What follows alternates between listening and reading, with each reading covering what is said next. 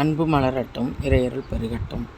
நம்ம hunger to finger சேனலில் இன்றைக்கி ஒரு டிஃபன் வெரைட்டி பார்க்க போகிறோம். இது சிவப்பு அவலை வச்சு நம்ம புட்டு செய்ய போகிறோம். இதுக்கு பாக்கெட்டில் கிடைக்கக்கூடிய சிவப்பு அவலை வாங்கி மிக்சியில் பொடிச்சிக்கலாம். வெள்ளை அவலும் செய்யலாம், சிவப்பு அவலையும் செய்யலாம். இதை மிக்சியில் பொடி பண்ணி வச்சுட்டு அதுக்கப்புறம் ஒரு பாத்திரத்தில் சேர்த்துக்கிறோம்.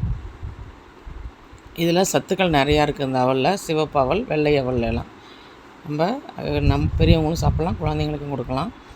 இதை நம்ம ஒரு பாத்திரத்தில் சேர்த்து லேசாக தண்ணி தெளித்து புட்டு மாவு பதத்துக்கு பெசரிக்கணும். இதை நம்ம பிடிச்சி உதிரணும்.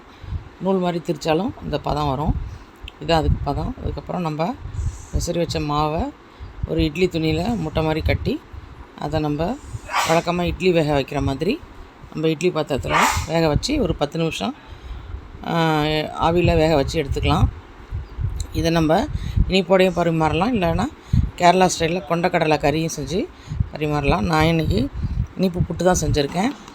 இதுக்கு நம்ம அந்த வெந்த புட்டை ஒரு பாத்திரத்தில் சேர்த்துட்டு அதோட வீட்டிலேயே உருக்கி காய்ச்சின நெய்யை சேர்த்துக்கிறோம்.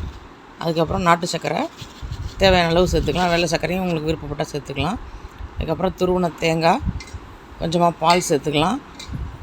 அதுக்கப்புறம் இனிப்பு பத்தில், அதனால் நம்ம மேற்கொண்டு இன்னும் கொஞ்சம் நாட்டு சர்க்கரை சேர்த்துருக்கேன். இதெல்லாம் சேர்ந்து நம்ம இப்படியேவும் சாப்பிடலாம், இல்லை உருண்டைகளாக பிடிச்சும் சாப்பிட்லாம்.